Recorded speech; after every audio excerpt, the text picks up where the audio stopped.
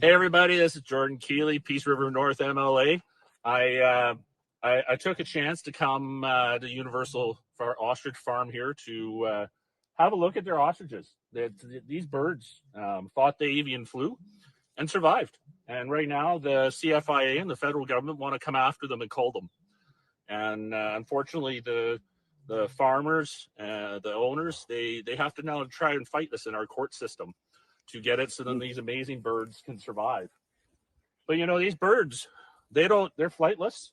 They don't leave this farm. They've stayed inside their fences. Their only problem is that the government's let wild birds that are diseased and have viruses, like the avian flu, fly all over North America and spread this disease. Right now, them thinking that culling these birds is going to actually make a difference. You can cull every single one of these birds and bring back new ones, and those same wild birds are going to get them sick again. Right now, we need this government to step up and figure out a way to go forward to stop the wild birds from spreading these viral diseases to all different types of other animals, because it's their job to deal with the wild animals. I'll put it on pause there because I don't care for this part of the video. I wanted to just play the update so that you could refresh your memories, because I had on Katie from Universal Ostrich Farms a while back to talk about this case where the government, CFIA, the Canadian Food Inspection Agency, went to their ostrich farm and determined that they had to kill, I forget how many hundreds of ostriches they have on that farm. Cull, by the way, is a very polite word for slaughter.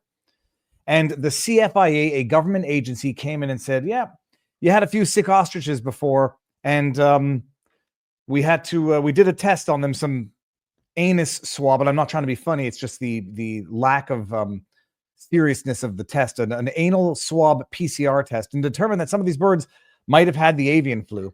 And so they've got to kill, slaughter, cull the entire ostrich farm, several hundred of them. I forget exactly how many.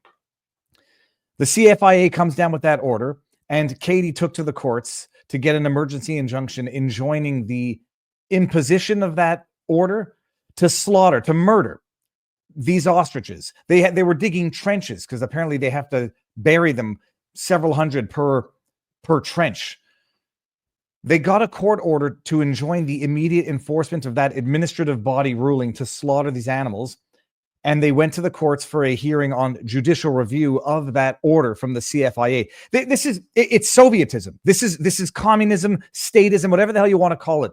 Administrative bodies to which the actual courts must show deference because of their specialties. And by the way, if you're listening to this on podcast, I'm putting all of these words in quotes. These are administrative Soviet tribunals that are specialists in that which the government says you get to now go and have basically exclusive jurisdiction to the exclusion of the courts. And if you have a problem with it, the courts are going to defer to the authority of these specialty tribunals. So Katie, Ostrich Farm, I had her on, we talked about it, tried to put it on as much blast as possible. They got an MLA there that's a member of legislative government, from the provincial government. Tried to put it on as much blast as humanly possible. They went to a judge, a federal judge.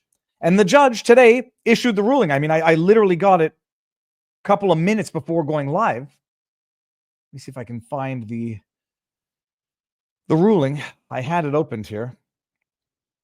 A judge basically says, yeah, the decision is not unreasonable, and we must defer to the authority of this administrative specialty tribunal and allow for the culling, the killing, the slaughter, the massacre of however many hundreds of ostriches currently reside on that farm.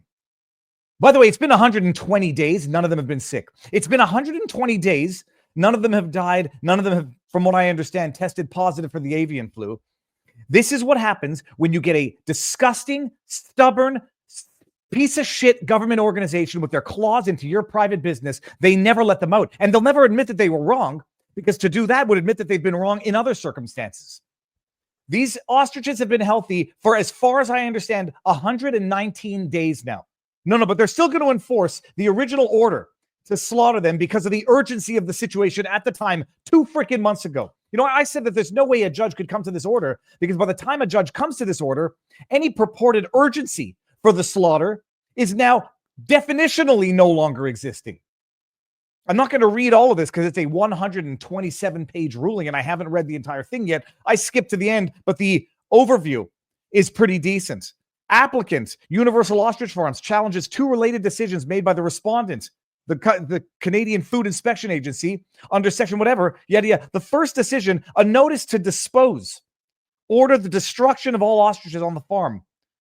After laboratory tests confirmed infection of H5N1, highly pathogenic avian flu. It's so highly pathogenic, none of them have suffered from it in 2 freaking months.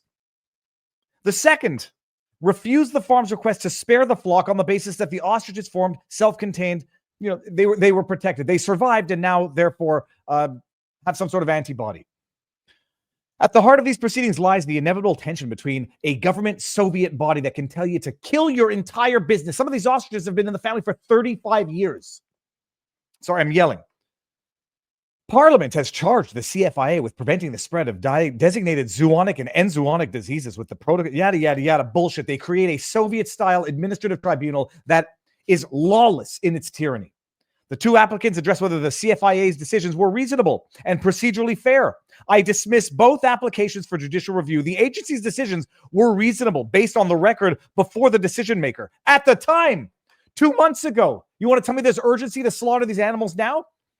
They were made in a procedurally fair manner. No, they weren't. This is corruption covering corruption. It wasn't procedurally fair. They weren't allowed to do their own tests on the birds. They had to rely on the government's anal swab PCR test, and we know how reliable those are.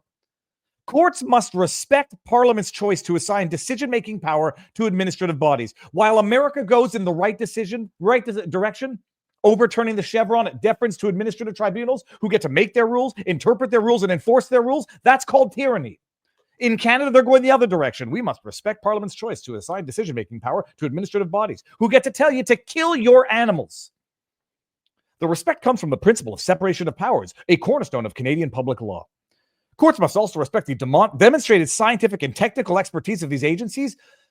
You want to know what a fucking incompetent, corrupt agency looks like? Look no further than the CFIA. Judicial review hinges on what was before the decision maker. With very few exceptions, reviewing courts on judicial review must mentally travel back to the moment before the decision was made. No, it doesn't. How about today? 2 months. There's no outbreak. There's no spread. And you're going to go order the slaughter. How many ostriches were there? Hold on. How many ostriches? Question mark. You're going to go order the slaughter of, I want to say, I don't want to make a mistake. Hundreds of ostriches. You're going to go order the slaughter of them. Well, because we have to respect the decision that was made at the time, 2 months ago. This is cruelty. This is abuse. This is tyranny. And if you sit down there in Canada and you say, well, that's what the courts have to say, we're not going to make a stink about it. Hey, where's Pierre Poilievre? Oh, that's right. Silent. Where's any meaningful opposition in Canada? Oh, that's right. Well, you better defer to the authority of the administrative tribunals because the power begets the power. And the government has given the power to the tribunals and taken it away from the courts who have to defer to the authority of the tribunals because they were created by the government. This is the holy trinity of government tyranny, making you kill your animals. At least in America, there's some pushback to this. Listen to this. If courts conducted judicial review with the information that did not exist at the time of the decision-making, they would be faulting decision-makers for lacking a crystal ball. How about you just adjudicate based on reality today? So help me God, if they order the slaughter of these animals, I'll be the biggest, loudest pain in the ass ever. I can sit and scream at the sky and shake my fist like Abe Simpson. If that's all I can do, that's all I will do. Concepts like reasonableness and procedural fairness have specific meanings in administrative law. Procedural fairness, yada, yada, yada. This court's upset that there is a real and negative impact of the CFIA's 2 decisions on the applicant. Oh, you do? Killing all of her animals? You can concede that? How bold of you. Beyond the economic loss, the destruction of long-established ostrich population is also a source of emotional distress. Too fucking bad. That's basically what they say. Nonetheless, such personal losses must be weighed against the broader public interest for the greater good, people.